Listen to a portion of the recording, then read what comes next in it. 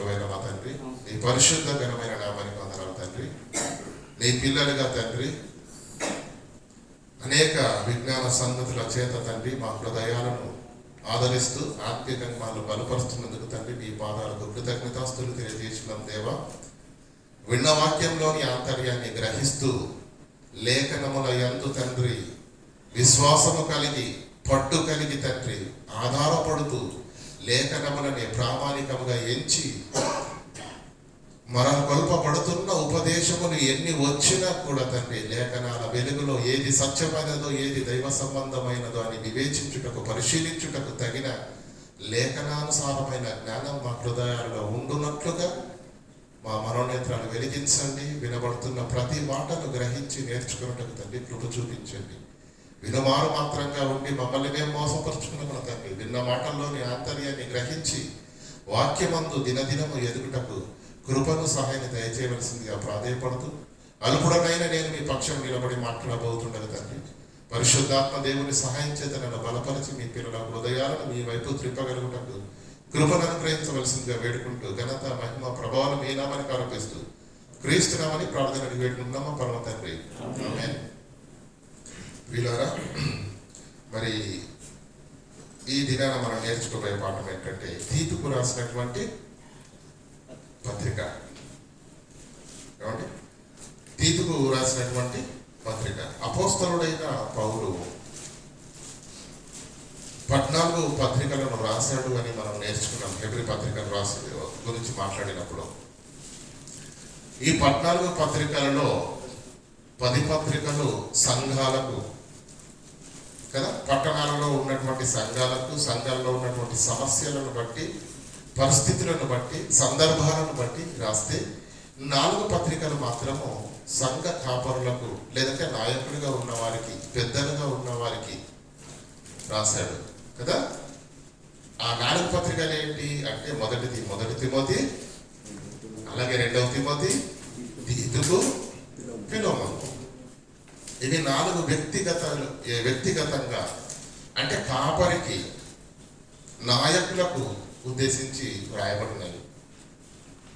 అదే సమయంలో అది సార్వత్రిక సంఘాలకు, ఆ సంఘంలో ఉన్న నాయకులకు, కాపరులకు కూడా వర్తిస్తుంది. కనుక తీతుకు రాసిన పత్రికల గురించి మనం ఆలోచన చేద్దాం. తీతుకు పత్రికను రాశాడు అంటే మనం మొదటి తిమోతికి పత్రికను రాశాడని అనుకున్నప్పుడు ముందుగా మనం ఏం చేసాము? తిమోతి యొక్క విశ్వాస జీవితం ఏంటి, ఆయన ఎప్పుడు దేవునిలోకి వచ్చాడు, ఎప్పుడు బలపడ్డాడు, ఎప్పుడు పౌలు గారికి పరిచయం అయ్యారు కదా. ఈ బ్యాక్గ్రౌండ్ అంతా పత్రిక రాశాడు అంటే ఆ పత్రిక రాస్తున్న వ్యక్తికి, రాసిన వారికి మధ్య ఉన్న బంధం ఏంటి కదా, అది ఎప్పుడు పరిచయంగా మారింది, ఎలా అనేది ఈ వృత్తాంతం అంతా మనకు తెలిస్తే తప్ప పత్రికలోనికి వెళితే మనకు ఏ విషయమో బోధపడదు. కనుక తిమోతి గురించి మనం చాలా చక్కగా నేర్చుకున్నాం కదా. అలాగే తీతు గారి యొక్క భక్తి జీవితం ఏంటి, ఆయన పౌలు గారితో ఈ పత్రికను రాసిన గ్రంథకర్తతో ఎలాంటి పరిచయాన్ని కలిగి ఉన్నాడు అనేది ముందుగా మనం ఆలోచించవలసిన విషయం. ప్రాథమికంగా ఒక మాటను చూసుకుందాం. చూడండి, తీతుకు రాసిన పత్రిక 1వ అధ్యాయము 1 నుంచి చదువుకుందాం. దేవుడు ఏర్పరచుకున్న వారిని విశ్వాసము నిమిత్తమును నిత్య జీవంతో కూడిన దేవుడు ఏర్పరచుకున్న వారి విశ్వాసము నిమిత్తము నిత్య జీవన గురించిన నిరీక్షణతో కూడిన భక్తి ఆధారమగు సత్య విషయమైన అనుభవ జ్ఞానము నిమిత్తము. ఈ 2 పదాలు చాలా ఇంపార్టెంట్, గుర్తుపెట్టుకోండి. దేవుడు ఏర్పరచుకున్న వారి విశ్వాసము నిమిత్తము, నంబర్ 1. నంబర్ 2, నిత్య జీవమును గూర్చి నిరీక్షణతో కూడిన భక్తికి ఆధారమయ్యే సత్య విషయమైన అనుభవ జ్ఞానము నిమిత్తము. ఎంత పెద్ద సెంటెన్స్ అండి. దేవుని దాసుడను అపోస్తలుడైన పౌలు మన అందరి విశ్వాస విషయంలో నా నిజ కుమారుడైన తీతుకు శుభమని చెప్పి వ్రాయున్నది. రాస్తున్నది అపోస్తలుడైన పౌలు. ఎవరికి రాస్తున్నారు? తీతుకు పౌలు గారికి ఉన్న బంధం ఏంటి? నా నిజ కుమారుడైన తీతు. పౌలు గారికి పెళ్ళైందా? పెళ్లి కాకుండా కుమారుడు ఏంటి? ఆత్మీయకంగా. ఎందుకంటే ఆ ఆత్మను రక్షించి తానే ఆత్మీయకంగా కన్నాడు గనక ఆత్మీయ తండ్రిగా తను ఆత్మీయ కుమారుడిగా ప్రస్తావిస్తూ అతన్ని నా నిజ కుమారుడైన తిమోతి అని ప్రయోగించడం జరిగింది. ప్రియులారా, క్షమించండి, నిజ కుమారుడైనటువంటి తీతు అని ప్రయోగించడం జరిగింది. ఇప్పుడు ఎవరికి రాశారో మనకు అర్థమైపోయింది. తీతు గారికి రాశారు. అయితే ఈ తీతు గారు ఎప్పుడు సేవలో ఉన్నాడు, ఎప్పటి నుంచి ఉన్నాడు, ఎక్కడున్నాడు అని మనం ఆలోచన చేయగలిగితే ప్రియులారా, పౌలు గారి మొదటి ప్రయాణం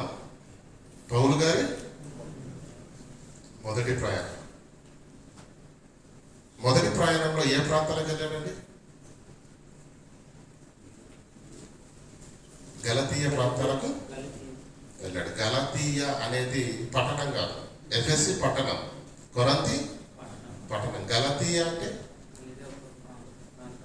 ప్రాంతం అండి. అది ఈరోజు 2 తెలుగు రాష్ట్రాలు ఒకనాడు ఎలా ఉన్నాయి కలిసి, ఆ రాష్ట్రంలో 3 ప్రాంతాలు ఉండేవి, అవునా కదా? ఒకటి కోస్తాంధ్ర, రాయలసీమ, తెలంగాణ. ఇప్పుడు ఆంధ్రప్రదేశ్ అని మనం దేన్నైతే పిలుస్తున్నామో అందులో కూడా ఇప్పుడు 2 ప్రాంతాలు ఉన్నాయి, తెలుసా? ఏంటి? కోస్తాంధ్ర, రాయలసీమ అంటే జిల్లా కాదు, రాయలసీమ అంటే రాష్ట్రము కాదు, దేశము కాదు. కొన్ని ప్రాంతాలను కలిపి ఏమంటారు? రాయలసీమ అంటారు. కొన్ని ప్రాంతాలను కలిపి కోస్తాంధ్ర అంటారు. గలతీ అంటే కొన్ని ప్రాంతాలు కలిసి గలతీ అంటారు. మొదటి ప్రయాణము గలతీ ప్రాంతాల్లో చేశాడు, 2వ ప్రయాణము చేశాడు, తర్వాత 3వ ప్రయాణం ఎక్కడ చేశాడు? 3వ ప్రయాణము కంప్లీట్గా ఎఫెసీలో చేశాడు, అవునా? ఎఫెసీలో చేసిన తరువాత ఎప్పుడైతే యెరూషలేముకు వెళతాడో, మీకు చాలాసార్లు చెప్పాను, అపోస్తలుడైన పౌలు వెళుతూ ఆయనకు యెరూషలేములో శ్రమలు బంధకాలు ఉన్నాయని తెలియగానే ఓడరేవు దగ్గర ఏమండి సంఘ పెద్దలు వచ్చి ఏడుస్తూ ఆయనను సాగనంపడం అనేది మనకు బాగా తెలుసు. ఎప్పుడైతే ఈ 3 ప్రయాణాలలో అపోస్తలుడైన పౌలు నిర్విరామంగా ఆగకుండా సేవ పరిచర్య చేశాడు. ఎప్పుడైతే ఎఫెసీలో నుంచి వెళ్ళాడో యెరూషలేములో ఏం చేయబడ్డాడు? యూదుల చేత బంధింపబడ్డాడు. బంధింపబడిన ఆయన 2 సంవత్సరాలు ఈ అధిపతి దగ్గరికి, ఆ గవర్నర్ దగ్గరికి, ఆ అధిపతి దగ్గరికి, గవర్నర్ దగ్గరికి ఇలా తింపుతూ ఆయన కేసును పరిష్కరించిన వాళ్ళు కాదు. ఏమంటే పరిష్కరించి శిక్ష వేయడానికి ఆయన చేసిన తప్పేమీ లేదు. మరి తప్పేమీ లేనప్పుడు విడుదల చేయొచ్చు కదా? ఇటు విడుదల చేయలేదు, అటు పరిష్కరించను లేదు, బంధించారండి 2 సంవత్సరాలు. అంటే ఆయన సేవా పరిచర్య 2 సంవత్సరాల్లో బహిరంగంగా జరిగిందా? జరగలేదు. అక్కడి నుంచి ఎక్కడికి వెళ్తాడు? రోమాకు ప్రయాణమై వెళ్తాడు. ఆ రోమాలో కూడా 2 సంవత్సరాలు. చూడండి, అపోస్తల కార్యం 28వ అధ్యాయం చివరి మాట. అపోస్తల కార్యం 28వ అధ్యాయం 30వ వచనం. పౌలు 2 సంవత్సరాలు అంటే రోమాకు వెళ్ళిన తరువాత పూర్తిగా అద్దె ఇంట కాపురం ఉండి, అప్పటికి కూడా ఆయన ఖైదీగానే ఉన్నాడు. కాకపోతే నేరము మోపిన వారు రోమాకు రాకపోవడం చేత రాజేమన్నాడు, కైసరు ఇతనిని ప్రత్యేకమైన ఖైదీగా మీరు గుర్తించండి, ఎందుకంటే నేరం మోపబడిందే తప్ప వాడలేదు కనుక ఇతడు మన అంటే సైనికుల యొక్క పర్మిషన్, ప్రమేయము, అనుమతి లేకుండా బయటికి వెళ్ళడానికి వీలు లేదు. కానీ ఆయన స్వచ్ఛందంగా చెరసాలలో ఉండవలసిన అవసరం కూడా లేదు, ఎక్కడైనా ఉండొచ్చు. కానీ సైనికుల యొక్క పర్యవేక్షణలో హౌస్ అరెస్ట్ అంటారు, అంటే ఇంటిలో నుంచి బయటికి ఎక్కడికి వెళ్ళడానికి వీలు లేదు. అంటే ఈ 2 సంవత్సరాల కాలం కూడా ఒక్క విధంగా చూస్తే అది చెరసాలనే, బయటికి వెళ్ళడానికి లేదు.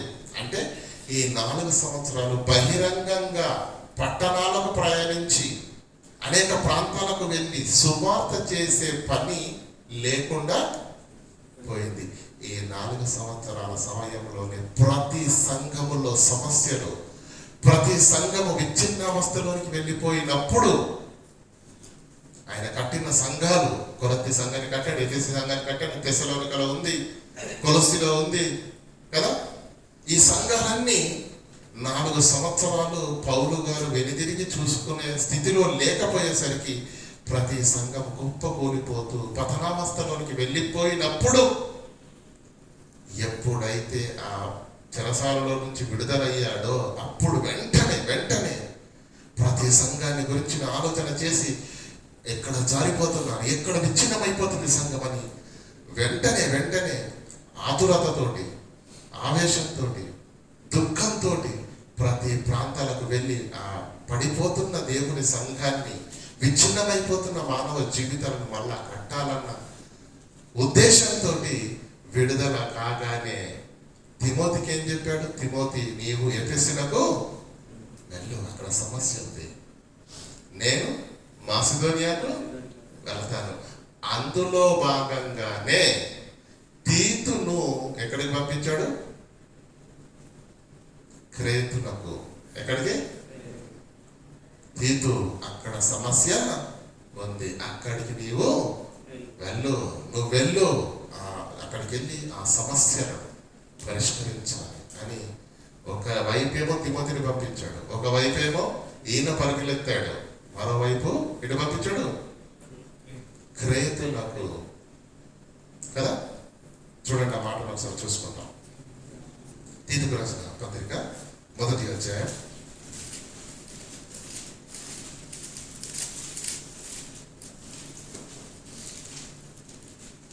5వ వచనం.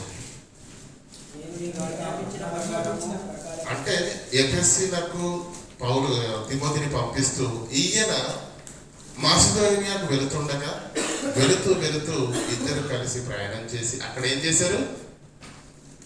క్రేతులో చదవండి. నేను నీకు ఆజ్ఞాపించిన ప్రకారము నువ్వు లోపముగా, సంఘములో ఏముంది? లోపాలున్నాయి, సమస్యలున్నాయి. లోపముగా ఉన్న వాటిని దిద్ది ప్రతి పట్టణములోను పెద్దలను నియమించు నిమిత్తము నేను నిన్ను క్రేతులో విడిచి వచ్చి తిని. ఎందుకు విడిచి వచ్చాను? నేను పెద్దలను నియమించి ప్రతి పట్టణంలో, ప్రతి సంఘములో. పెద్దలు ఎందుకు నిర్ణయించబడాలి చెప్పండి? పెద్దలు ఎందుకు చెప్పండి? ఎందుకు నియమించాలి? అంతకుముందు జరుగుతుంది కదా. కానీ నాయకుడు లేని మంద, ఏమండి, నాయకత్వం లేని సమూహము ఖచ్చితంగా చెల్లాచెదురైపోతుంది. కనుక ఒక క్రమము లేదు, ఒక నాయకత్వము లేదు. ఎవరి ఇష్టానుసారంగా వారు మారిపోయారు, ఎవరు మాటలు వినే స్థితిలో లేరు. కనుకనే ఆ పడిపోతున్న సంఘాన్ని ఒక క్రమము లేకుండా ఎవరి ఇష్టానుసారంగా వారు ప్రవర్తిస్తున్న వేళ దానికి ఆజ్యం పోసినట్టుగానే ఖచ్చితంగా ఎలా ఉంటుందండి? నువ్వా నేనని పోటీ పడితే ఎలా ఉంటుంది? విరోధ భావం అనేది ప్రారంభమవుతుంది. కనుక ఇది ప్రారంభము, ఇవి గొడవలకు, కలహాలకు ఏమంటే పునాది లాంటివి.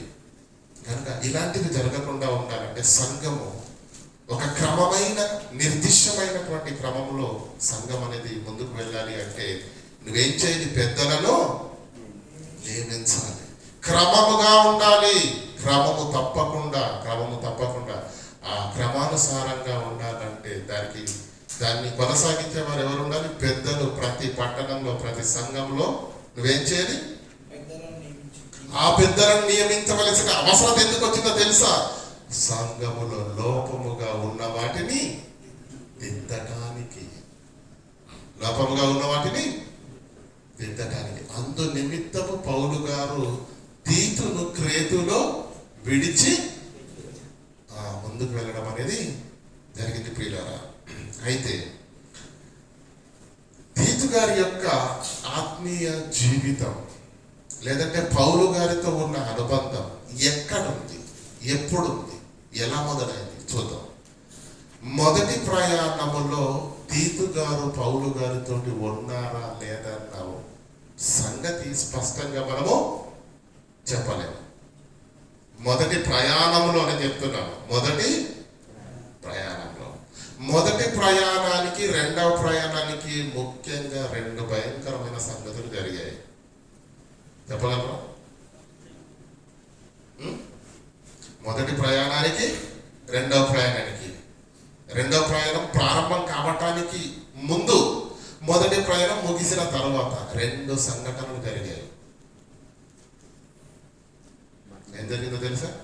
ఎప్పుడైతే పౌలు గారు గలతీ ప్రాంతాలకు సువార్త చెప్పి సంఘాలను నిలిపి ఆయన వెళ్ళి యెరూషలేముకు వెళ్ళి, నాయన ఇదిగో ఈ సంఘాలలో, ఈ ప్రాంతాల్లో మేము వెళ్ళాము, దిగ్విజయంగా అనేక హృదయాలు మాకు ఆహ్వానించారు, వాక్యం చెప్పాము, సంఘాలను కట్టాము, ఇంత గొప్ప సేవ జరిగింది అని అపోస్తలుల యొద్దకు వెళ్ళి చెప్పి తన సిరియాలో ఉన్న అంత్యోక్యకు వెళ్ళి అక్కడ సంఘానికి సాక్ష్యం ఇస్తున్నప్పుడు ఒక పిడుగు లాంటి వార్త ఆయన యుద్ధకు వచ్చింది. ఏంటంటే, నువ్వు కట్టిన సంఘము కుప్పకూలిపోతుంది, భిన్నమైన సువార్త సంఘములోనికి ప్రవేశించి నజరేయుడైన యేసుక్రీస్తు నామములోనే రక్షణ ఉంది అని నువ్వు ప్రకటించావు, ఆయన రక్తము వలనే పాపక్షమాపణ వస్తుంది అని నువ్వు ప్రకటించావు. కానీ భిన్న బోధ సంఘంలోనికి వచ్చి ఏమంటుందో తెలుసా? యేసుక్రీస్తు జాంతానై మోషే నియమించిన ధర్మశాస్త్రం ప్రకారంగా సున్నతి పొందితేనే మీకు రక్షణ. యేసు కాదు ముఖ్యం రక్షణకి అనే బోధ పౌలు ప్రకటించి నిలబెట్టిన సంఘాలలోకి వెళ్ళిపోవడం చేత గుజ్జు లేని వాళ్ళు ఏం చేస్తారండి? ఎవరు ఏం చెప్పినా అంతే కదండి. జ్ఞానము లేని మూర్ఖుడు ప్రతి మాటను నప్పుడు. జ్ఞానము లేదంటే దాని అర్థం ఏంటి? వాక్య జ్ఞానం లేని మూర్ఖుడు అంటే దాని అర్థం అంతే కదండి. ఏది దేవ సంబంధమైన బోధో, ఏది కల్పింపబడిన బోధో, మాయ బోధో, కుట్ర బోధో, వంచన బోధో మనకి ఎలా తెలుస్తుంది చెప్పండి? వాక్యాన్ని కదా, వాక్యాన్ని బట్టే కదా ఇది లేఖనాలలో ఉంది, ఇది లేఖనాలతో సరిపోతుంది కనుక ఇది దేవుని సంబంధమైన బోధ. ఆ బోధ అంటే లేఖన జ్ఞానం లేని వాడు ఏం చేస్తాడు? ప్రతి మాటను నమ్ముతాడు. పౌలు ఇలా సంఘాలను కట్టి వెళ్ళిపోగానే కొందరు వచ్చి మోషే నియమించిన ధర్మశాస్త్ర ప్రకారంగానే మీరు సున్నతి చేయించుకుంటేనే మీరు రక్షణలోనికి వస్తారు అనే భయంకరమైన బోధ ప్రారంభమైంది. నేను తీతు గారి గురించే మాట్లాడుతున్నాను, అర్థమవుతుందా? నేను పక్కకి వెళ్ళలేను. చూడండి, గలతీయులకు రాసిన పత్రిక. తీతు పరిచయం, తీతు యొక్క విశ్వాస జీవితం, తీతు గారితోటి ఆ ఆత్మీయ తండ్రి అయినటువంటి పౌలు గారికి ఉన్న అనుబంధం ఎక్కడ ప్రారంభమైందో మనకు అర్థం కావాలా వద్దా? గలతీయులకు రాసిన పత్రిక 1వ అధ్యాయం 6వ వచనం. క్రీస్తు కృపను బట్టి మిమ్మును పిలిచిన వారిని విడిచిపెట్టి భిన్నమైన సువార్తకు మీరింత త్వరగా తిరిగిపోవుట చూచుట నాకు ఆశ్చర్యమగుతున్నది. పౌలు రాసిన 14 పత్రికల్లో ప్రప్రథమంగా రాయబడిన పత్రిక గలతీయులకు రాసిన పత్రిక. అది చాలా ఆధారాలతోటి కూడా మాట్లాడడం జరిగింది. గలతీయులకు రాసిన పత్రిక మన క్రీస్తు సంఘం యూట్యూబ్ ఛానల్లో ఉంటుంది చూడండి. అయితే ఇక్కడ పౌలు గారు ఏం కన్ఫర్మ్ చేస్తున్నాడు? క్రీస్తు కృపను బట్టి మిమ్మల్ని క్రీస్తు యుద్ధకు పిలిచిన వారిని విడిచిపెట్టి మీరు ఎటు వెళ్ళిపోయారు? భిన్నమైన సువార్త తట్టుకు మీరు ఇంత త్వరగా తిరిగిపోయారు అన్నాడా, తిరిగిపోతారు అన్నాడా? తిరిగిపోయారని, తిరిగిపోవుట చూడగా నాకు ఆశ్చర్యము. అంటే వాళ్ళందరూ ఎటు వెళ్ళిపోయారన్నమాట? భిన్నమైన సువార్త తట్టుకు వెళ్ళిపోయారు ఆల్రెడీ. అందుకే గలతీలకు రాసిన పత్రికను రాశాడు, వెంటనే పరుగున ఆ ప్రాంతానికి వెళ్ళాడు. అసలు ఏం జరుగుతుందో ప్రత్యక్షంగా నేనే వెళ్ళి చూస్తాను అని. ఇప్పుడు రండి అపోస్తుల కార్యములు 15వ అధ్యాయానికి మొదటి వచనం.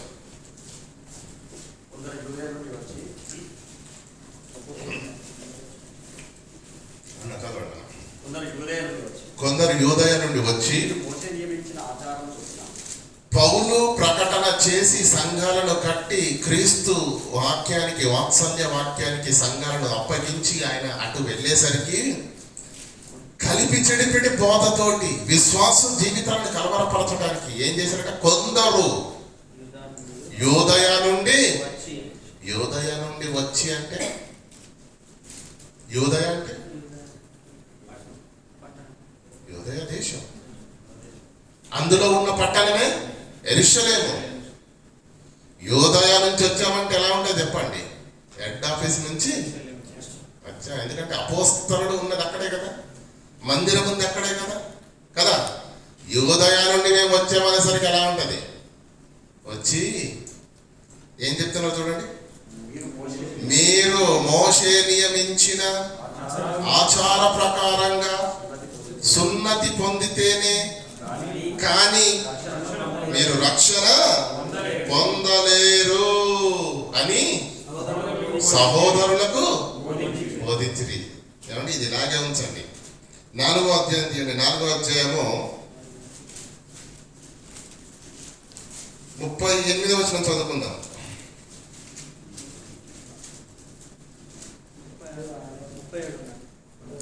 క్షమించండి, 13వ అధ్యాయము 38, 13:38.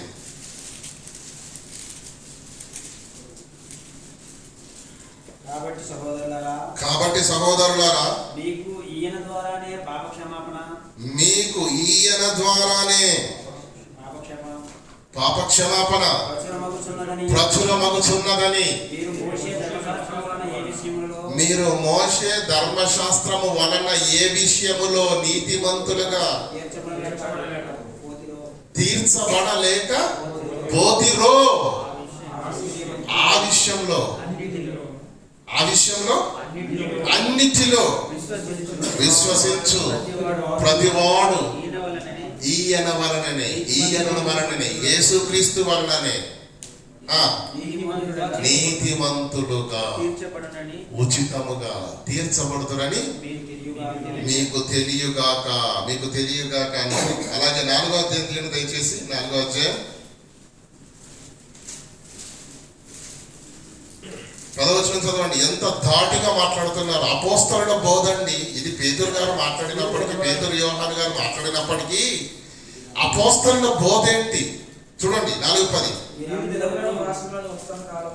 అపోస్తల కార్యములు 4:10 మీరందరూ ఇశ్రాయేలు ప్రజలందరూ తెలుసుకోవలసినది ఏమనగా, మీరు సిలువ వేసినట్టి మృతులలో నుండి దేవుడు లేపినట్టి నజరేయుడైన యేసుక్రీస్తు నామములోనే వీడు స్వస్థత పొంది ఎదుట నిలిచి ఉన్నాడు. కింద చదవండి. కింద ఏమంటాడు?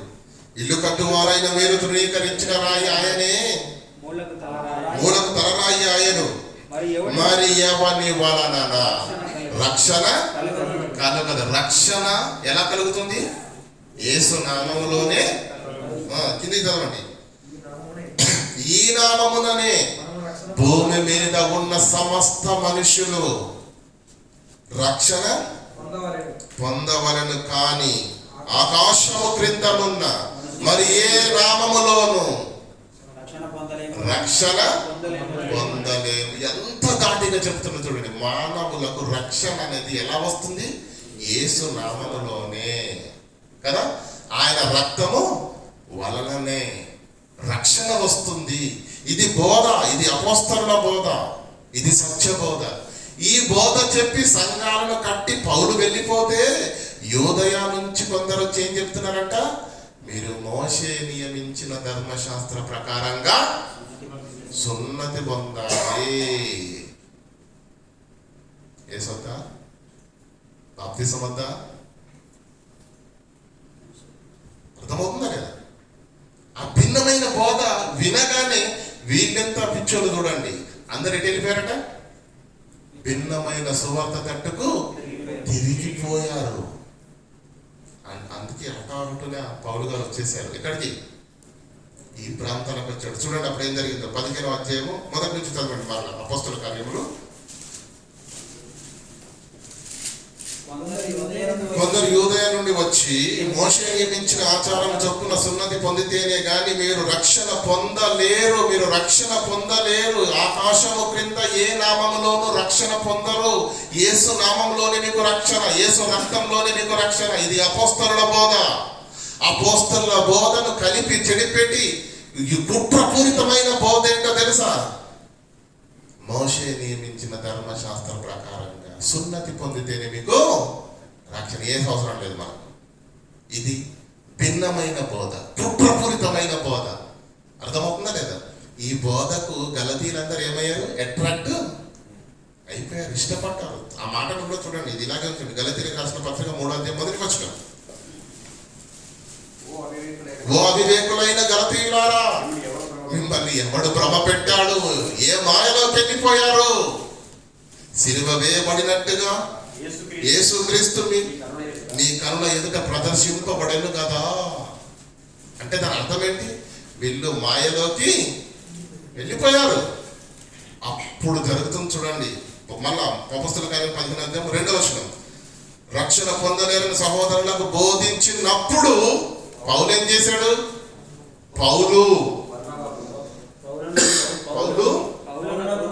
పౌలునకును బర్నబాకును వారితో, అంటే ఎవరితో? యూదయ నుండి వచ్చిన కొందరు కపట సహోదరులతో ఏం జరిగింది? విశేషమైన వాదనము, తర్కము జరిగినప్పుడు. తెగతలేదని పౌలు, బర్నబా వీళ్ళు ఒకవైపు మాట్లాడుతూ ఉన్నారు, వాళ్ళు మరికొన్ని లేఖనాలను కోడ్ చేస్తున్నాడు. హోరాహోరీ నడుస్తూ ఉంది. ప్రజలేమో పిచ్చర్లు అయిపోతున్నారు. తేగట్లేదు అది. చూస్తున్నారు కదా, ఈరోజు యూట్యూబ్లో తలబెట్టండి, పెడుతున్నారు కదా ఆల్రెడీ. ఏది తెగదు. ఏమండి, ఒక వాదన చెప్తున్న వాళ్ళు తన ప్రతిపాదనను బలపరుచుకునే వాక్యాన్ని లెంకుతాడు. మరి లేఖనాలలో దీనికి వ్యతిరేకంగా మరో లేఖనం కనిపిస్తుంది కదా, ఆ లేఖనానికి నేను తలదించాలి కదా అనుకోడు. నేను అన్నది రైట్ కావాలంటే దానికి సంబంధించిన వచనాలే దవ్వుతా ఉంటారు. ఇతగాడు ఏం చేస్తాడు? ఇతడు కూడా అదే చేస్తాడు. లేఖనాలకు సమాధాన పడే స్థితి అక్కడ ఉండదు. అందుకే తెగుతుందండి. ఎక్కడ స్టార్ట్ అయిందండి? యేసు నిత్యత్వం గురించి ప్రారంభమైంది. ఇప్పుడు ఎక్కడికి వెళ్ళిపోతుంది? దేవునికి పుట్టనే లేదు అంటే తండ్రి కాదు, ఏసే కాదండోయ్, మనుష్యులు కూడా దేవునికి పుట్టలేదు. ప్రకృతిలోని అన్ని సృష్టి, ఏమంటే జంతువులను, పక్షులను చేసినట్టుగానే మనల్ని కూడా దేవుడు చేశాడు. కాకపోతే కాస్త తెలివి ఎక్కువగా పెట్టాడు, అంతే తేడా. అవునా? అర్థమవుతుందా కదా? ఇలా తెగనప్పుడు ఆ రోజు ప్రారంభ శతాబ్దంలో కూడా అక్కడే అలాగే విశేషమైన వాదన జరిగింది. అప్పుడు ఏం జరిగిందంటే చదవండి.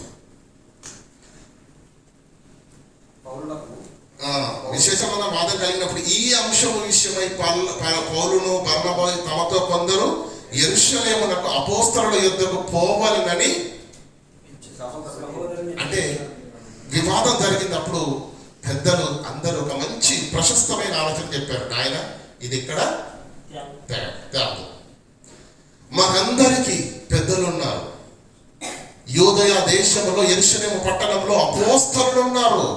పేతురు, యాకోబు, యోహాను అనే యేసుక్రీస్తు తోటి సేవ చేసి ఆయనను వెన్నట్టి ఉండి అతనితో సాహసం కలిగినటువంటి గొప్ప దైవ సేవకులు యెరూషలేము పట్టణంలో ఉన్నారు. ఈ పంచాయతీ అక్కడికే తీసుకెళ్తాం. అయితే మీది సరి అయిన బోధ, మాది సరి అయిన బోధ వాళ్ళే చెప్తారు. ఇక నీవు నేను తగులాడుకోవడం తగదు అని అంతియొకాయ నుండి బయలుదేరి వీరందరూ ఎక్కడికి వెళ్ళారు? యెరూషలేమునకు వెళ్ళారు. అప్పుడు అక్కడ తీతు ఉన్నాడా? మనకు తెలియదు. గలతీలకు రాసిన పత్రిక. ఇదంతా నేను ఎందుకు చెప్తున్నాను? తీతు కోసం చెప్తున్నాను. గలతీలకు రాసిన పత్రిక 2వ అధ్యాయం చదవండి మొదటి నుండి. అటు పిమ్మట 14 సంవత్సరములైన తరువాత నేను తీతును వెంట పెట్టుకొని బర్నబాతో కూడా యెరూషలేమునకు వెళ్ళి తిని. అంటే మొదటి బర్నబా అని మీకు ఎక్కడ కనిపించిన మీరు గుర్తుపెట్టుకోండి. అపోస్తలుడైన పౌలు గారి మొదటి ప్రయాణం అది. ఎందుకంటే రెండవ ప్రయాణములో బర్నబా పౌలు కలిసి ఉన్నారా? లేరు. ఎందుకు? మార్కులు తీసుకెళ్తామని ఎప్పుడైతే బర్నబా అన్నాడో పౌలు గారు ఏం చేశారు? దేవుని పనిని అర్ధాంతరంగా వదిలి వెనక్కి తిరిగి వచ్చినటువంటి ఇలాంటి సోమరివాడు దేవుని పనిలో నాతో ఉండడానికి వీలు లేదు అని పౌలు ఖండితంగా చెప్పాడు. ఆయన బర్నబా గారు ఆదరణ పుత్రుడు, ఆదరించేవాడు, ప్రేమించేవాడు, సున్నితమైన మనస్తత్వం. పర్లేదు లేదు తెలుసుకుంటాడని బర్నబా. పౌలు నో ఒప్పుకోలేదు. ఈ విషయంలోనే వారికి గొడవ ఏమైపోయింది? ఇద్దరు వేరైపోయారు.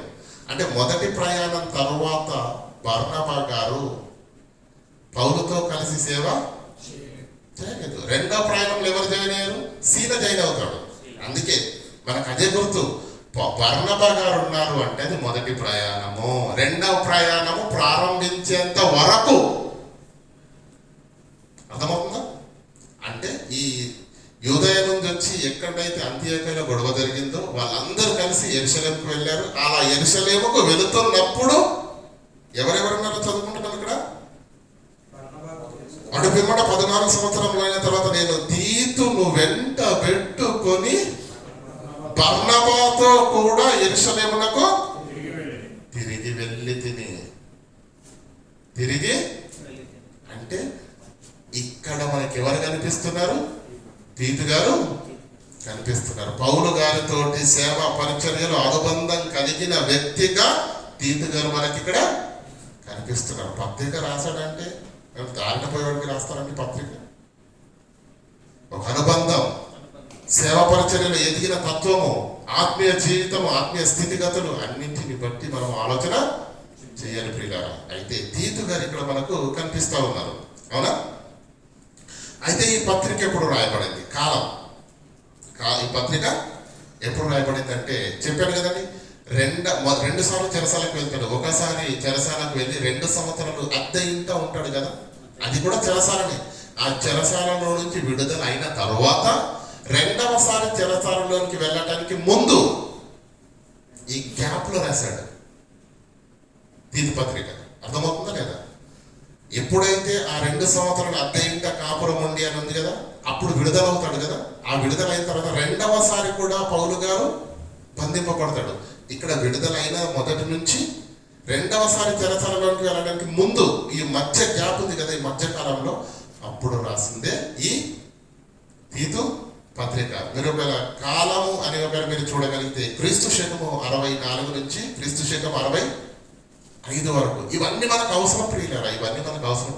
ఒక పత్రిక నేపథ్యం మనకు అర్థం కాకపోతే పత్రికలో రాయబడిన సంగతులు మనకు అర్థం కావు. అది అర్థం కానప్పుడు మీరు చచ్చేంత వరకు ఆరాధనకి వెళ్ళి దేవుని మాటలు చిన్న చిన్న ముక్కలుగా, చిన్న చిన్న వాక్యాలుగా మీరు విన్నారనుకోండి, ఎప్పటికీ మనకు లేఖనాల పైన పట్టు అనేది రాదు.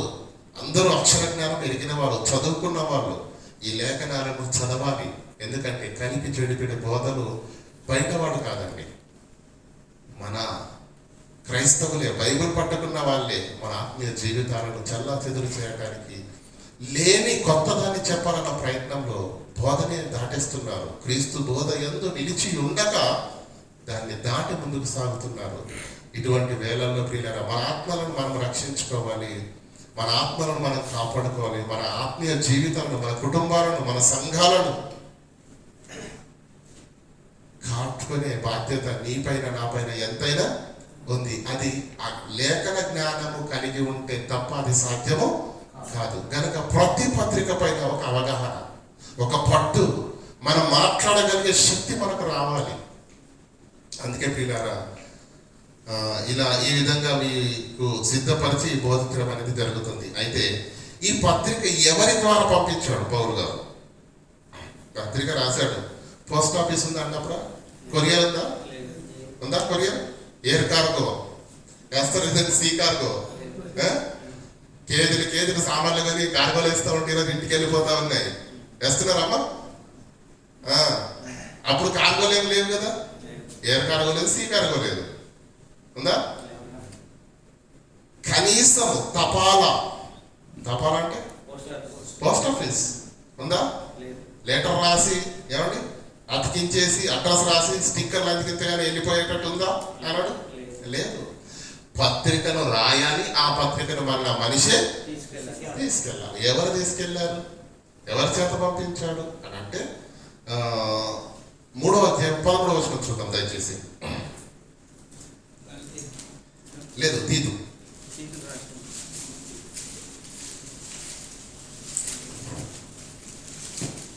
రాసిన పత్రిక 3వ అధ్యాయం 13వ వచనం. ధర్మశాస్త్ర వేది అయిన ధర్మశాస్త్ర వేది అయిన జనాను అపోల్లోను శీఘ్రముగా సాగనంపుము నా యొద్దకు. అంతే కదండి, సాగనంపము అంటే మళ్ళీ ఏం చెప్తున్నాడు చూడండి.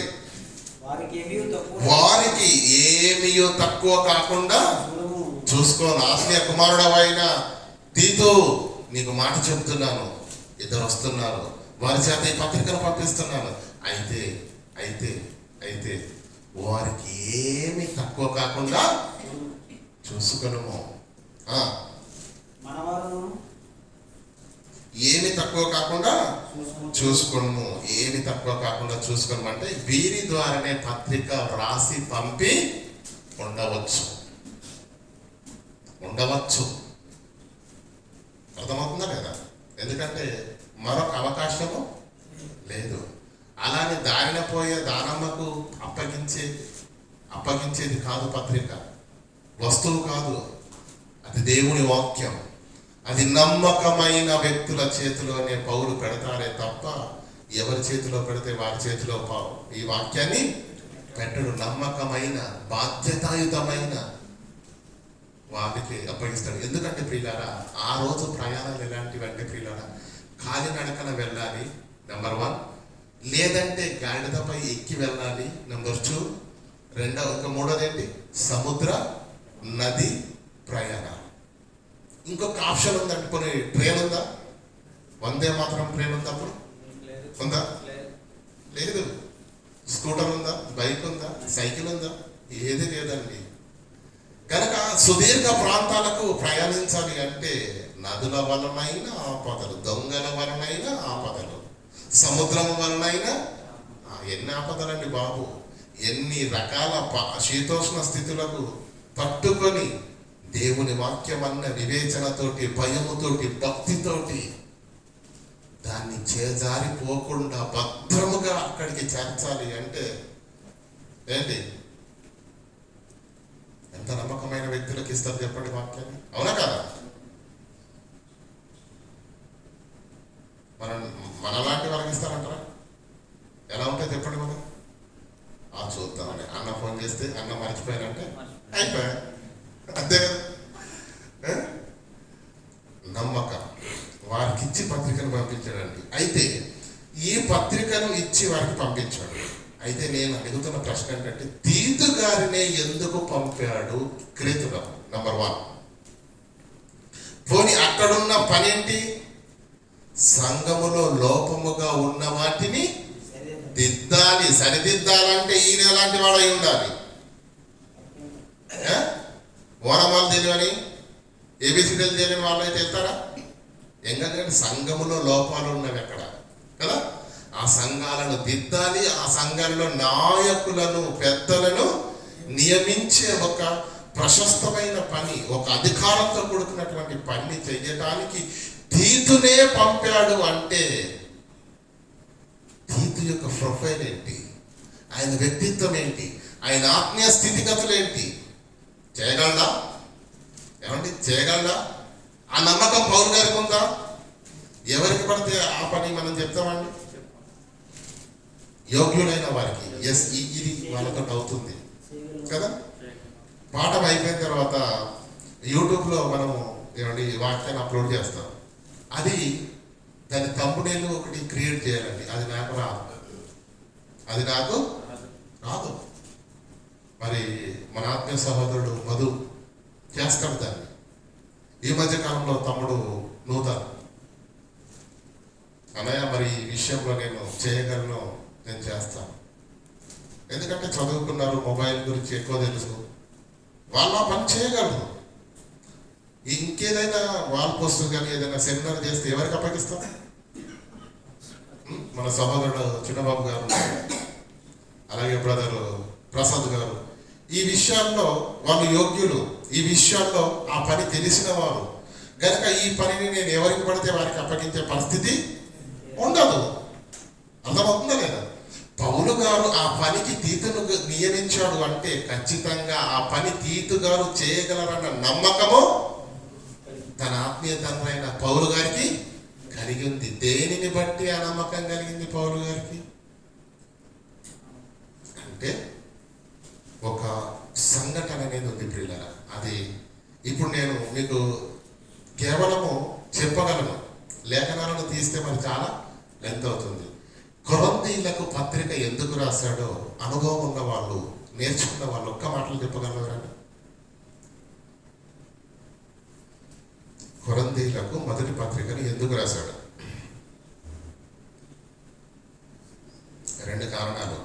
ఒకటి, సంఘములో కక్షలు, ఒకడు పౌలు వాడను, ఒకడు అపొల్ల వాడను, ఒకడు కేఫా వాడను, ఇంకొకడు క్రీస్తు వాడనని చెప్పి 4 గ్రూపులు అయిపోయాయి. గ్రూపులు అయిపోయాయంటేనే ఏముంటది? ఏకభావము, ఏకతాత్పర్యము లేకపోవడమే మహాభయంకరం. పైగా గ్రూపులుగా విడిపోయారు. సంఘము గ్రూపిజం వచ్చేసింది. పౌలే గొప్పవాడని కొందరు, లేదు పేతురు సంఘాన్ని నిలబెట్టిన వాడేవాడు, బండ మీద ఈ సంఘమును కట్టుదును కదా, పరలోక రాజ్యపు తాళం చెవులు నీకు ఇస్తానని పేతురుతో అన్నాడా యేసుక్రీస్తు పౌలుతో అన్నాడా?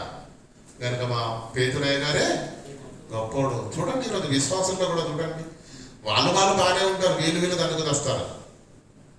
అంతేనే కదా, మా సూపర్ స్టార్ అంటావని మరి ఉన్నారు లేదా?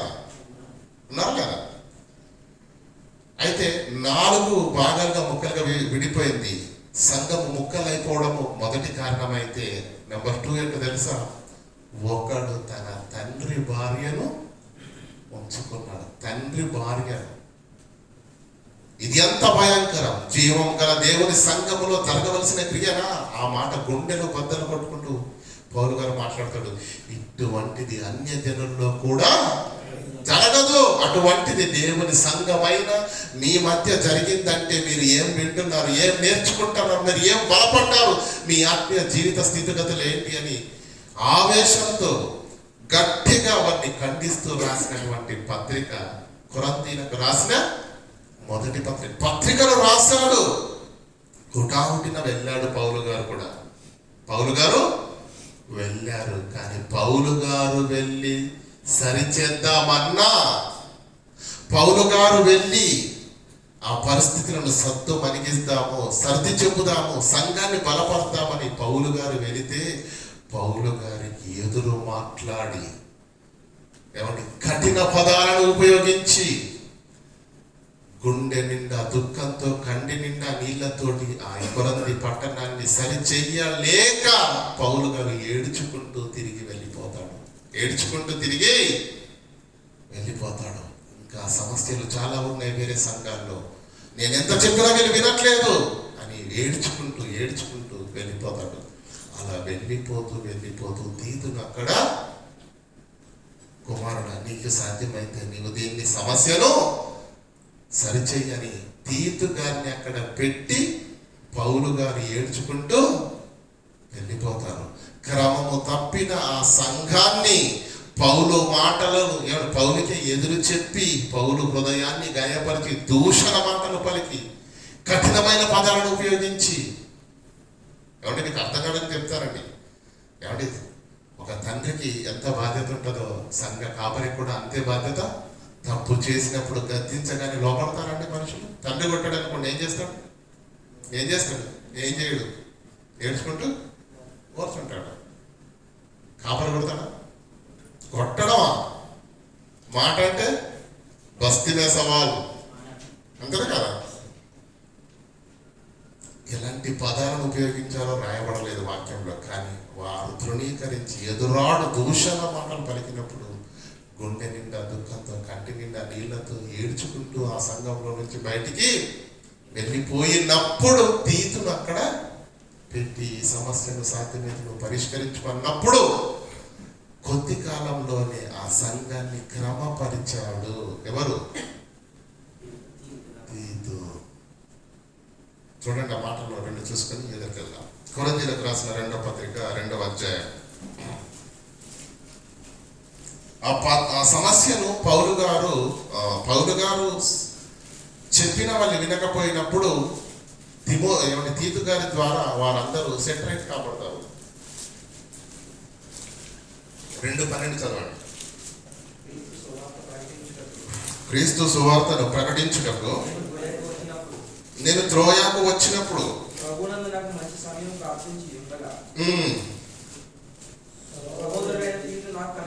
సహోదరుడైన తీతు నాకు కనబడినందున, అంటే మీకు వచనాలు చెప్పించకుండా డైరెక్ట్ చెప్తున్నాను. ఎప్పుడైతే పౌలు ఏడ్చుకుంటూ గుండె నిండా దుఃఖంతో కన్నీళ్లతోటి ఆ సంఘం నుంచి వచ్చాడో తీతును అక్కడ ఉంచి కొంతకాలం తర్వాత, లేదంటే శీతాకాలంలో మనము ఎక్కడ కలుసుకుందాం?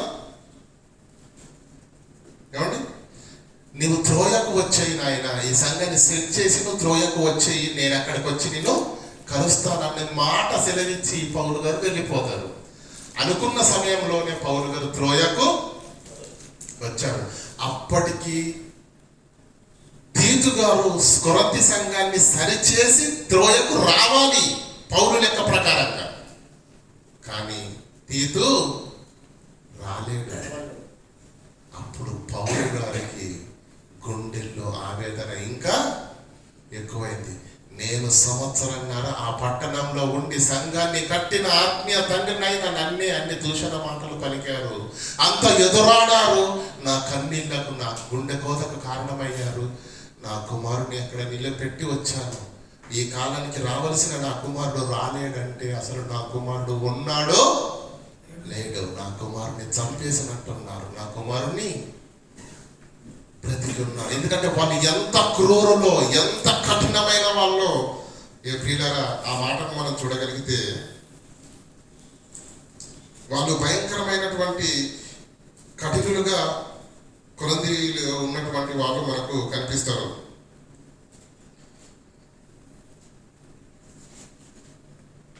చూడండి 6వ అధ్యాయం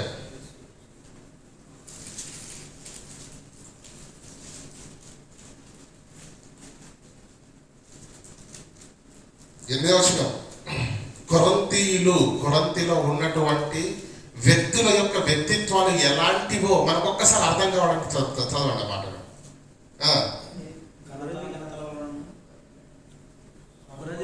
8వ వచనం, 6వ అధ్యాయం 8వ వచనం, 1 కొరింథీ. మీరే అన్యాయం చేయించున్నారు, అపహరించుతున్నారు, మీ సహోదరులకే ఇలా చేయించున్నారు. అర్థమవుతుంది. అన్యాయం చేస్తున్నారట, అపహరించున్నారట, సంఘంలోకి వచ్చి వందనాలు అంటున్నారట. ఏం చేస్తున్నారట? సహోదరులను ఏం చేస్తున్నారు? అపహరించుతున్నారంట. వందనాలు చెప్తున్నారంట, సెల్ ఫోన్ కొట్టేస్తున్నారంట. అంతేనా? వందనాలు అంటున్నారు, పర్సు తీసేసుకుంటున్నారు. మీ సహోదరులకే మీరు ఇలా చేయించున్నారు. కింది చదవండి. అన్యాయస్తులు దేవుని రాజ్యమును వారసులు కావాలని మీకు తెలియదా? అంటే వీళ్ళు ఏం చేస్తున్నారు? అన్యాయం చేస్తున్నారా? చదవండి. మోసపోకుడి, విగ్రహదారులైనను, విగ్రహాలధికులైన, వ్యభిచారులైనను, ఆడంగితనము గలవారైనను, పురుష సంయోగులైనను, దొంగలైనను, లోబులైనను, త్రాగుబోతులైన, దూషకులైన, దోచుకుని వారైనను దేవుని రాజ్యమునకు వారసులు కాలేరని మీరు దేవుని రాజ్యానికి వారసులు కాలేరరు. నీలో కొందరు అట్టివారై ఉంటిరి. ఒకప్పుడు నేను వాక్యం చెప్పక ముందు అలాంటి వారిని నేను మిమ్మల్ని సంఘంలో నిలబెట్టాను. ఎలాంటి వాళ్ళు అంటండి? పైన క్యారెక్టర్స్ చూడండి.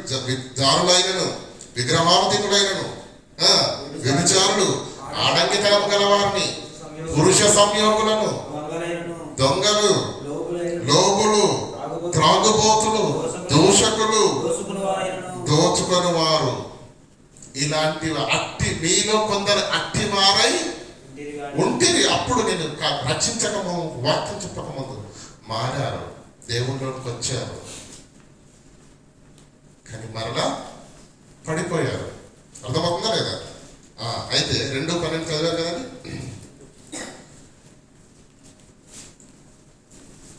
క్రీస్తు సువార్త ప్రకటించడం నేను త్రోయకు వచ్చినప్పుడు 2:12 2 కొరింథీ, ప్రభువునందు నాకు మంచి సమయం ప్రాప్తించి ఉండగా సహోదరుడైన తీతు నాకు కనబడనందున నా మనస్సులో నెమ్మది లేక యోహన్నా కుమారుని విడిచిపెట్టి వచ్చాను. వాళ్ళు క్రూరులు, దొంగలు, ఏమండి, వ్యభిచారులు, దోచుకుని వారు, తాగుబోతులు, ఆడంగితనం గలవారు, పురుష సంయోగులు, ఇలాంటి క్యారెక్టర్స్ ఉన్నటువంటి వాళ్ళు వారి మధ్యలో నా ఆత్మీయ కుమారుని వదిలి వచ్చాను. నేను రమ్మన్న సమయానికి నా కుమారుడు రాలేడు అంటే, చేరుకోలేదంటే, నా కంటికి కనిపించట్లేదంటే అసలు వాళ్ళు నా కుమారుని ఏమి చేశారు, అసలు బ్రతికి ఉన్నాడో లేదో అన్న భయంతో త్రోయలో వాక్యం చెప్తామని ప్రిపేర్ అయ్యి వచ్చాడు. మంచి సమయం దొరికింది, నేను ఇక్కడ వాక్యం చెప్తాను అనుకున్నాడు. తీతు కనపడకపోయేసరికి మనసులా లేదు, మనసులో నెమ్మది లేక వెళ్ళిపోతున్నాడు. మళ్ళీ వారి యొక్క సెలవు తీసుకొని బయలుదేరితిని. అర్థమవుతుందండి? అంటే కుమారుడు ఏమైపోయాడో, నాకు కుమారుడి సంగతి మాసిదోనియా అంటే మాసిదోనియా దేశంలో ఉన్నది కొరింథీ పట్టణం. ఏమండి? అప్పుడు చదవండి 7వ అధ్యాయం 5వ వచనం చదువుకుందాం. 7వ అధ్యాయం 2 కొరింథీయులకు రాసిన పత్రిక 7వ అధ్యాయం 5వ వచనం. నేను మాసిదోనియాకు వచ్చినప్పుడు ఏం జరిగిందండి? మాసిదోనియాకు వచ్చినప్పుడు అంటే పౌలు గారు ఎక్కడికి వెళ్ళిపోయారు? అప్పుడు ఏం జరిగింది? మా శరీరము ఎంత మాత్రము విశ్రాంతి పొందలేదు, ఎటు పోయినను శ్రమ కలిగెను, వెలుప పోరాటంలో లోపట భయము మాకు కలిగెను. అయితే దీనులను ఆదరించు దేవుడు తీతు రాక వలన తీతు కన్నా కనబడ్డాడు. మమ్మను అమ్మయ్య, నా కుమారుడికి ఏమీ కాలేదు, బ్రతికే ఉన్నాడు. అర్థమవుతుందా లేదండి? భయం అనేది ఎలా ఉంటుంది మనకు బాగా తెలుసు. స్కూల్కి వెళ్ళినటువంటి బిడ్డ రోజు 4 గంటలకు వచ్చే బిడ్డ రాలేదనుకోండి, 5, 6, 7, 8 అయినా స్కూల్కి ఫోన్ చేశారు అనుకోండి, అప్పుడు వెళ్ళిపోయింది అంటారు. ఎక్కడా లేదు. మనకు తెలిసిన పొరుగింటి వాళ్ళు, పక్కింటి వాళ్ళు, మనకు స్నేహితులు అందరికీ ఫోన్ చేస్తాం, రాలేదు, మా దగ్గరికి రాలేదు. అంటే రావాల్సిన సమయంలో నీ కూతురు, నీ కుమారుడు సమయానికి రాకపోతే నీ గుండె నిలవదే. అదే జరిగింది ఏమండి పౌలు గారికి. తీతు రాకపోయేసరికి ఏం జరిగింది? మనసు నెమ్మది లేక మాసిదోనియాకు వెళ్ళాడు. అక్కడ జరిగింది ఏంటంటే, ఎప్పుడైతే తీతును చూశాడు, అమ్మయ్యా నా కుమారుడు క్షేమంగానే ఉన్నాడు, సంతోషం. తీతు రాక వలన మేము ఆదరించను. తీతు రాక మాత్రమే కాదు వారికి సంతోషాన్ని ఇచ్చింది, తీతు చెప్పిన మాట ఇంకా సంతోషాన్ని ఇచ్చింది. ఏంటో చూడండి. మాత్రమే కాక అతడు నీ అత్యాభిలాషను, నీ అంగలార్పు విషయమై, నీ అంగలార్పును నా విషయమై మీకు కలిగిన అత్యాసక్తిని మాకు తెలుపు అత్యాసక్తిని మాకు తెలుపుచు మాకు తెలుపుచు తాను తాను మీ విషయమై పొందిన ఆదరణ కూడా మమ్మును ఆదరించు మమ్మల్ని ఆదరించిన అంటే నా విషయం ఒకనాడు ఎదురాడాడు, ఒకనాడు దూషించారు, ఒకరోజు లెక్క చేయలేదు నా మాటలు. కానీ పౌలు వెళ్ళిపోయిన తర్వాత తీతు గారు వారికి వాక్యం చెప్పడం ప్రారంభించాడు. ఆత్మీయ తండ్రిని అలా దూషణ మాట్లాడడం తగునా? ఒకరోజు లోకంలో ఉన్నారు మీరు, దేవుడు అంటే ఎరగకుండా ఉన్నారు. మీ బ్రతుకులేంటి, మీ జీవితాలేంటి? మీ కొరకు కష్టపడి ఉదయం నుంచి సాయంకాలం వరకు డేరాలు కొట్టుకుంటూ ఎవరి దగ్గర రూపాయి ఆశించకుండా తన రెక్కల కష్టంతో కష్టపడి పనిచేసి మనకు సేవ చేసిన ఆత్మీయ తండ్రి, ఆయన మనం ధృవీకరించడం ఎంతవరకు కరెక్ట్ అని వారు చేసిన తప్పు వారికి అర్థమయ్యేటట్టు హితబోధ చేసి వారి మనసులను మార్చి, నిజమే ఆ రోజు ఆవేశంలో తెలియక అన్నన్ని మాటలు అన్నాము, మా ఆత్మీయ తండ్రి గారు గాయపడ్డారు, మా వలనే దుఃఖించారు, మా వలనే ఆయన హృదయంలో శోధన కలిగింది, దయతో మమ్మల్ని మన్నించండి అని వారు పశ్చాత్తాపడ్డట్టుగా వారు పౌలు గారి ఎడలో ఉన్న ఆసక్తిని మరలా, ఒకప్పుడు వాక్యం చెప్పినప్పుడు ఎలాంటి ప్రేరణ, ఆశ, ఆసక్తి వాళ్ళలో ఉండేది, మరలా ఆసక్తి మరలా తిరిగి వారికి వచ్చింది. వారు చేసిన తప్పును ఒప్పుకున్నారు, వారు పశ్చాత్తాపడ్డారు. 7వ వచనం, తీతు రాక వలన మమ్మను ఆదరించును, తీతు రాక వలన మాత్రమే కాకుండా అతడు మీ అత్యాభిలాషను, మీ అంగలార్పును మా విషయమై, నా విషయమై మీకు కలిగిన అత్యాశక్తిని మాకు, అయ్యో తప్పు చేశాం, ఎంత నిష్కల్మషమైన సేవ చేశాడు, ఎంత యథార్థమైన సేవ చేశాడు, ఎంత కష్టపడ్డాడు, ఎంత కష్టజీవి అని మమ్మల్ని గురించి ఏం కలిగిందంట? వారికి అత్యాసక్తి కలిగినదని తెలిపిన. తాను మీ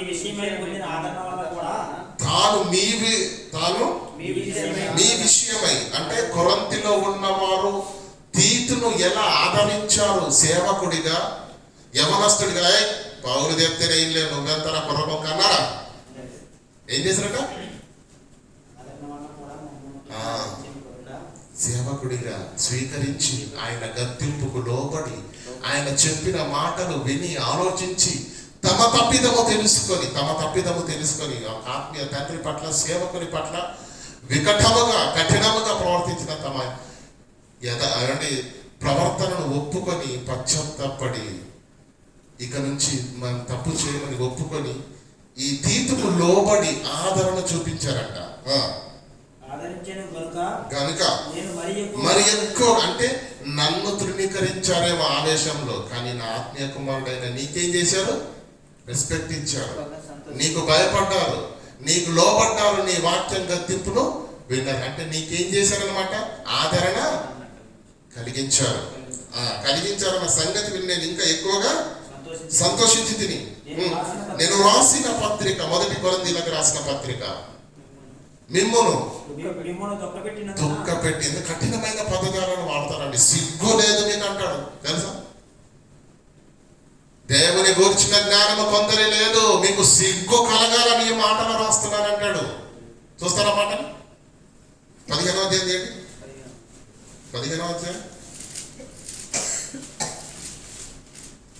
34వ వచనం,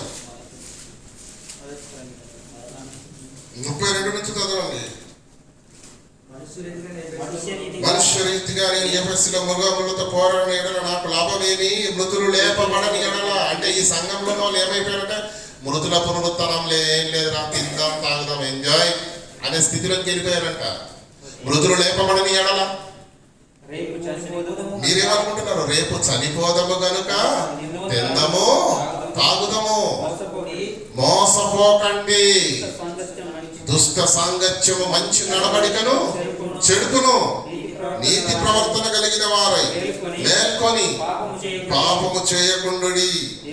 దేవుని గూర్చిన జ్ఞానము కొందరికి లేదు, ఆ కొందరి చీడ పురుగులు ఆ కొందరి చెడిపేస్తున్నారు అందరినీ.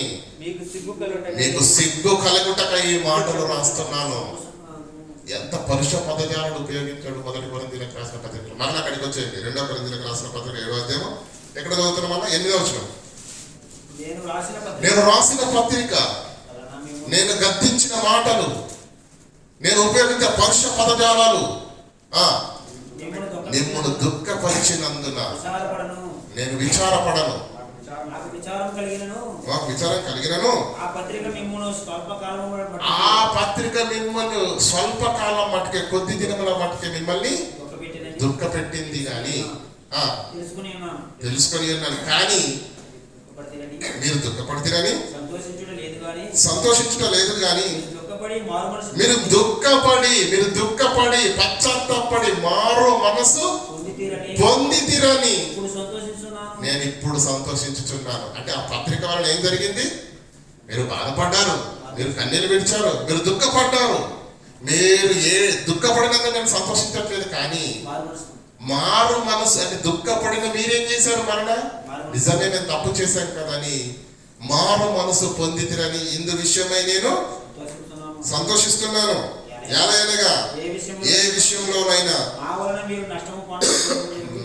మీరు నష్టం పొందకుంటున్నాకై దైవ చిత్తానుసారంగా దుఃఖపడితిరి. దైవ చిత్తానుసారమైన ఈ పదాన్ని అండర్లైన్ చేయండి. దైవ చిత్తానుసారమైన దుఃఖం రక్షణార్థమైన మారు మనస్సును కలుగజేసును. ఈ మారు మనస్సు దుఃఖము పుట్టించదు. దైవ చిత్తానుసారమైన దుఃఖం ఏం చేస్తుందంటే రక్షణార్థమైన. అంటే ఎప్పుడైనా వాక్యం చెప్పగానే మన హృదయాలకు గుచ్చుకుంది అనుకోండి, మనల్ని గద్దించే మాటలు, మనల్ని సరిచేసే మాటలు, మనలో ఉన్న అవిధేయతను ప్రశ్నించే మాటలు విన్నప్పుడు ఏం కలుగుతుందండి? మనకు బాధ కలుగుతుందా? కాదు కదా. కానీ వాక్యానికి లోబడేవాడు ఏం చేస్తాడో తెలుసా? దైవ చిత్తానుసారంగా కలిగిన ఆ దుఃఖాన్ని బట్టి మారు మనస్సు పొందుతాడు. దేవుని వాక్యానికి లొంగని వాడు ఏం చేస్తాడో తెలుసా? నన్నే టార్గెట్ చేసి చెప్పాడు పాస్టర్ గారు, పస్తుగా అన్నంటాడా? వాక్యం కదా.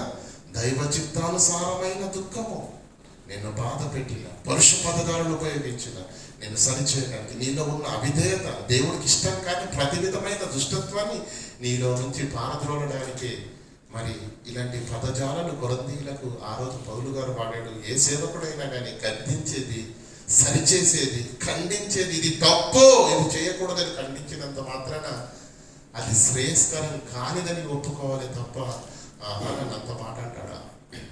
అంటే దైవ చిత్తానుసారమైన దుఃఖము మేలుకరమైందా కీడుకరమైందా? లాభాన్ని కలిగిస్తుందా నష్టాన్ని కలిగిస్తుందా? లాభాన్ని కలిగిస్తుంది. ఎందుకంటే దైవ చిత్తానుసారమైన దుఃఖము మారు మనసును కలగజేస్తుంది. కాబట్టి ఖచ్చితంగా మారిన ప్రతి ఒక్కడి హృదయంలో ఇదే జరిగింది. ఏదో ఒక రోజు ఒక వాక్యం నీ గుండెల్ని గొచ్చింది, నిన్ను బాధ పెట్టింది, నేను ఆలోచింపజేసింది, నేను దేవుని వైపు తిప్పింది. అవునా కాదా? నేను ఊరికే సరదాగా వచ్చానండి దేవుని దగ్గర కన్నవాడు ఎవరన్నారా?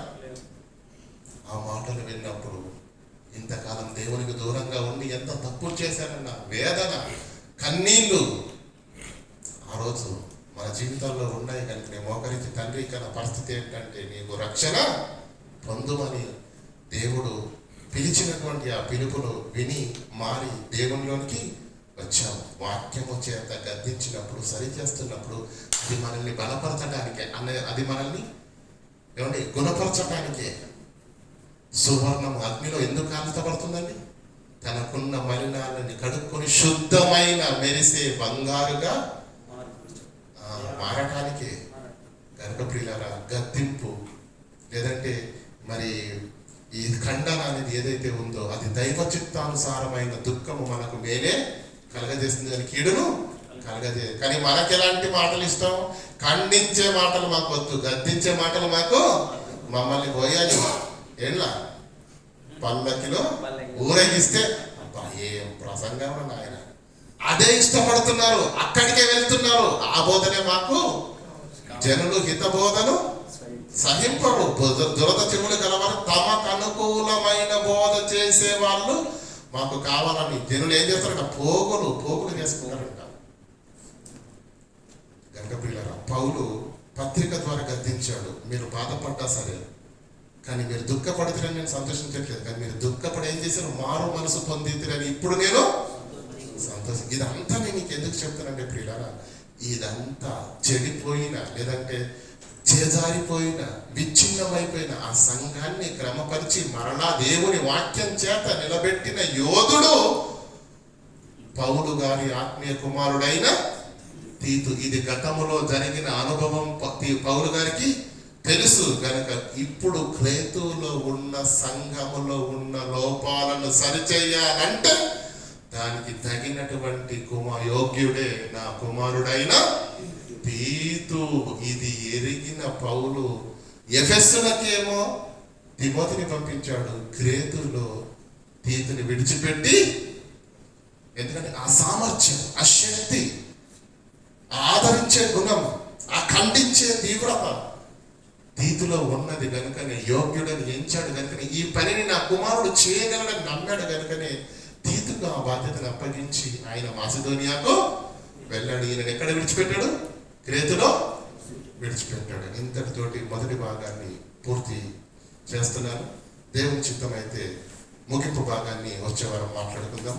ప్రార్థన చేసుకుందాం. కనికరగల దేవ, కృపోన్నతుడైన మా తండ్రి, మీ పాదాలకు వందనాలు తండ్రి. విన్న మాటలు నిష్ప్రయోజనం కాకుండా తీతు పత్రిక యొక్క అవగాహన తండ్రి మీ పిల్లల హృదయాంతరంగాల్లో నాటబడినట్లు కృప చూపించండి, ఆదరించండి తండ్రి. హృదయాలను తెరిచి తండ్రి మీ పిల్లలు విన్న మాటలు తండ్రి కొట్టుకొని పోకుండా తండ్రి వారి హృదయాంతరంగాల్లో నాటబడినట్లుగా ఫలించి అభివృద్ధి పొంది మహావృక్షంగా మారి 30 నూరంతలుగా 1000 ఫలించడానికి కృపను అనుగ్రహించవలసిందిగా